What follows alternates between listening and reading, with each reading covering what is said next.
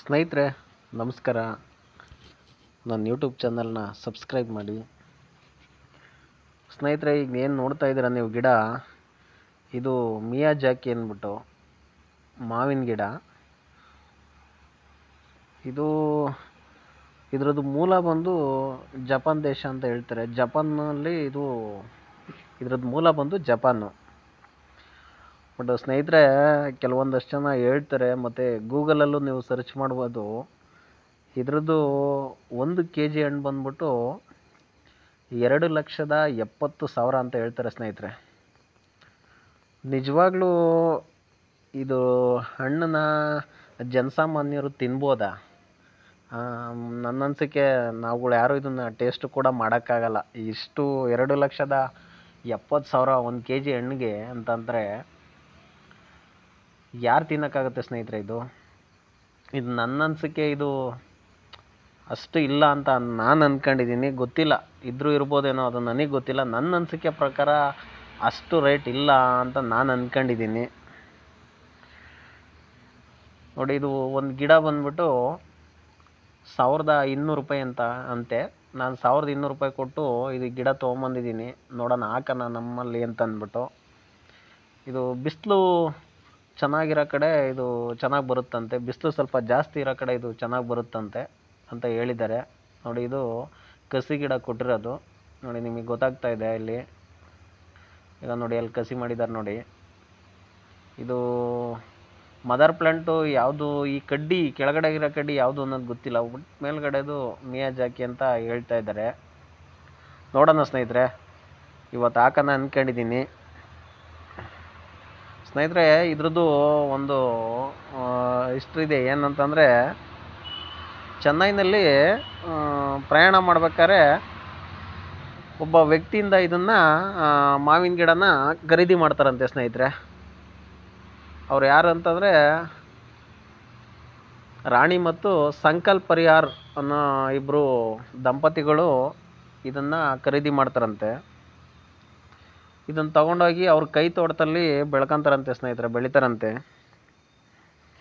ಇದ್ರದ್ದು ಕಾಯಿ ಬಿಟ್ಟಾಗ ಕೆಂಪು ಮತ್ತು ಕಂದು ಕಲರಲ್ಲಿ ಇದ್ರದ್ದು ಕಾಯಿ ಬರುತ್ತಂತೆ. ಇದನ್ನು ನೋಡಿ ಏನು ಈ ಥರ ಇದೆಯಲ್ಲ ಅಂತಂದ್ಬಿಟ್ಟು, ಏನು ಇದ್ರ ಕಾಯಿಗಳು ವಿಶೇಷವಾಗಿದ್ದಾವಲ್ಲ ಅಂದ್ಬಿಟ್ಟು ಇದನ್ನು ವಿಚಾರಿಸಿದಾಗ ಇದು ಜಪಾನ್ ಮೂಲದ ಮಿಯಾಜಾಕಿ ಹಣ್ಣು ಆಗಿರುತ್ತೆ ಅಂತ ಹೇಳ್ತಾರಂತೆ ಸ್ನೇಹಿತರೆ. ಇದ್ರದ್ದು ಬೆಲೆ 2,70,000 ಅಂತ ಗೊತ್ತಾಗುತ್ತಂತ ಅವ್ರಿಗೆ. ಸೊ ಇದನ್ನು ಕೇಳಿ ಎಂಥವ್ರಿಗೂ ಆಶ್ಚರ್ಯ, ಏನಪ್ಪ ಇದು ನಾವು ಬೆಳೆದಿರೋದು ಇಷ್ಟು ದುಬಾರಿನ ಹಣ್ಣು ಅಂತ ಅಂದ್ಬಿಟ್ಟು. ಈ ವಿಚಾರ ಅಲ್ಲಿ ಸ್ಥಳೀಕರಿಗೆಲ್ಲ ಗೊತ್ತಾಗಿ ಇದು ಸ್ವಲ್ಪ ಈ ಕಳ್ತನನೂ ಜಾಸ್ತಿ ಆಗುತ್ತಂತೆ. ಸೊ ಇದ್ರ ನಿಟ್ಟಿನಲ್ಲಿ ಮಧ್ಯಪ್ರದೇಶದ ಸರ್ಕಾರ ಪೊಲೀಸರನ್ನು ಕೂಡ 4 ಜನ ಪೊಲೀಸರುಗಳ್ನು ಕೂಡ ಸೆಕ್ಯೂರಿಟಿಗಳ್ನ ಅಲ್ಲಿ ಸೆಕ್ಯೂರಿಟಿ ಕೊಡ್ತಾರಂತೆ. ಸೊ ಇದಾದಮೇಲೆ ಆ ಮನೆಯವರು ಅದು ಸಾಲದು ಅಂತ ಒಂದು 6 ನಾಯಿಗಳ್ನು ಸಾಕ್ಕಂತಾರಂತೆ. ಸೊ ಇದ್ರದ್ದು ವಿಚಾರ ನಾವು ತಿಳ್ಕೊಂಡಾಗ ಈ ಥರ ಗೊತ್ತಾಯಿತು ಸ್ನೇಹಿತರೆ. ಬಟ್ ನಮ್ಮ ಕರ್ನಾಟಕದಲ್ಲಿ ತುಂಬ ಜನ ಬೆಳೆದಿದ್ದಾರೆ. ಈಗ 2,70,000 ಅಂದರೆ ಸ್ನೇಹಿತರೆ ಒಂದು ಅರ್ಥ ಮಾಡ್ಕೋಬೇಕು.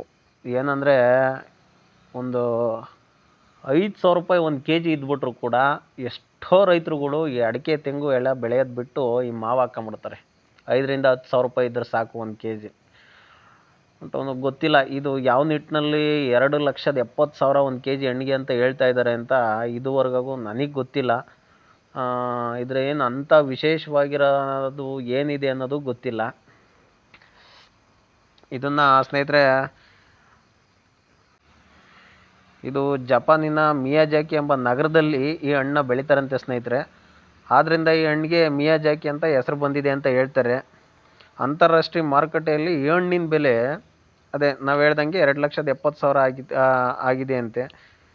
ವಿಶ್ವದಲ್ಲಿ ಅತಿ ಹೆಚ್ಚು ಬೆಳೆ ಬಾಳುವ ಹಣ್ಣುಗಳಲ್ಲಿ ಇದು ಒಂದು ಅಂತ ಹೇಳ್ತಾರೆ ಸ್ನೇಹಿತರೆ. ನೋಡಿ, ಇದನ್ನು ನಾವು ಬೆಳಿಬೇಕಾದ್ರೆ 2 ಅಡಿ 2 ಅಡಿ ಅಥವಾ 1.5 ಅಡಿ ನಾವು ಗುಂಡಿಗಳು ತಕ್ಕೊಂಡು ಅದು ದನಿನ ಗೊಬ್ಬರ ಹಾಕ್ಬಿಟ್ಟು ಬೆಳಿಬೇಕಾಗುತ್ತೆ ಸ್ನೇಹಿತರೆ.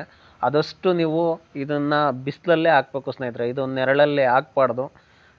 ನನಗೆ ಸ್ವಲ್ಪ ಯಾವುದು ಬೀಳಿಲ್ಲದ ಕಾರಣ ನಾನು ಸ್ವಲ್ಪ ಈ ತೆಂಗಲ್ಲೇ ಹಾಕ್ಕಂತ ಇದ್ದೀನಿ. ಈ ಜಾಗ ಸ್ವಲ್ಪ ಬಿಸಿಲು ಬೀಳುತ್ತೆ ಸ್ನೇಹಿತರೆ.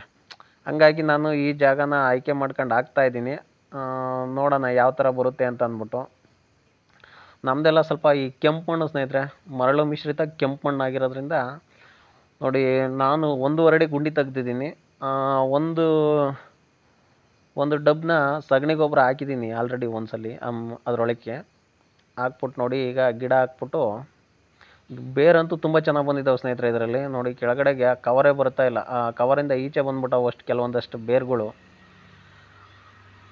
ನೋಡಿ, ಈ ಥರ ಹಾಕಬೇಕು. ಪಕ್ಕಕ್ಕೊಂದು ಕಡ್ಡಿ ಸಪೋರ್ಟ್ ಕೊಡಿ ಸ್ನೇಹಿತರೆ. ಯಾಕೆಂದರೆ ಈ ಗಿಡ ಬಂದು ನಮಗೆ ಹೆಚ್ಚು ಕಮ್ಮಿ ಒಂದು 3.5 ಅಡಿ ಹೈಟ್ ಇದೆ ಈ ಗಿಡ.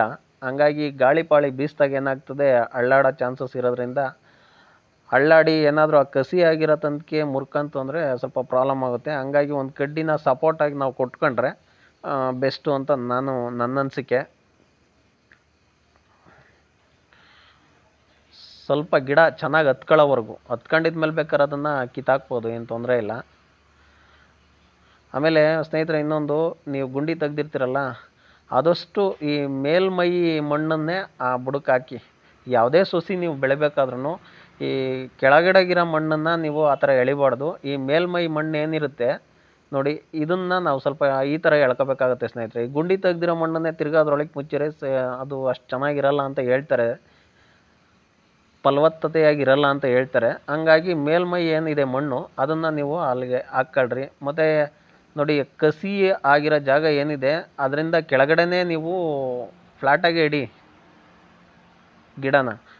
ಕಸಿ ಆಗಿರೋ ತನಕ ಅದಕ್ಕಿಂತ ಸ್ವಲ್ಪ ಮೇಲೆ ಮುಚ್ಚಿಬಿಟ್ರೆ ನಮಗೆ ಅದು ಸರಿ ಹೋಗಲ್ಲ. ಅದು ನೋಡಿ, ಈ ಥರ ಒಂದು ದಾರದಲ್ಲಿ ಇದನ್ನು ಕಟ್ಬಿಟ್ರೆ ಈ ಗಾಳಿಗೆ ಅಳ್ಳಾಡೋದು ಸ್ವಲ್ಪ ಕಮ್ಮಿ ಆಗುತ್ತೆ, ಚೆನ್ನಾಗಿ ಹತ್ಕೊಳ್ಳುತ್ತೆ ಅಂತ ನನ್ನ ಅನಿಸಿಕೆ. ನೋಡಿ ಸ್ನೇಹಿತರೆ, ಎಲ್ಲರೂ ನೀವುಗಳು ಒಂದೊಂದು ಗಿಡ ಹಾಕ್ಕೊಳ್ರಿ. ನೋಡೋಣ ಅದರದ್ದು ಟೇಸ್ಟ್ ಹೆಂಗಿರುತ್ತೆ ಅಂತ ಗೊತ್ತಾಗುತ್ತೆ. ಇದು ಸಾಧಾರಣವಾಗಿ ಒಂದು 2.5 ವರ್ಷದಿಂದ 3 ವರ್ಷದ ತನಕ, 3 ವರ್ಷದೊಳಗಡೆ ಬೆಳೆ ಸ್ಟಾರ್ಟ್ ಆಗುತ್ತೆ ಅಂತ ಹೇಳಿದ್ದಾರೆ ಸ್ನೇಹಿತರೆ. ನೋಡೋಣ ಯಾವ ಥರ ಬರುತ್ತೆ ಅಂತ ಅಂದ್ಬಿಟ್ಟು. ಇದನ್ನು ನೋಡಿ, ಕಸಿ ಗಿಡ ಅಲ್ಲಿ ಕಸಿ ಗಿಡದಲ್ಲಿದೆ, ಸ್ವಲ್ಪ ಅದರಿಂದ ಕೆಳಗಡೆಗೇ ಹಾಕ್ಕೊಳ್ರಿ. ನಾನು ಇಲ್ಲಿ ಹಾಕಿದ ಉದ್ದೇಶ ಏನಪ್ಪ ಅಂತಂದರೆ, ಪಕ್ಕದಲ್ಲೇ ವಾಲ್ ಇದೆಯಲ್ಲ, ಅದರಿಂದಲೇ ನಾವು ನೀರು ಬಿಟ್ಕೋಬೋದು ಅನ್ನೋ ಉದ್ದೇಶಕ್ಕೆ ನಾನು ಅಲ್ಲಿಂದ ಇಲ್ಲೇ ಹಾಕಿದ್ದೀನಿ.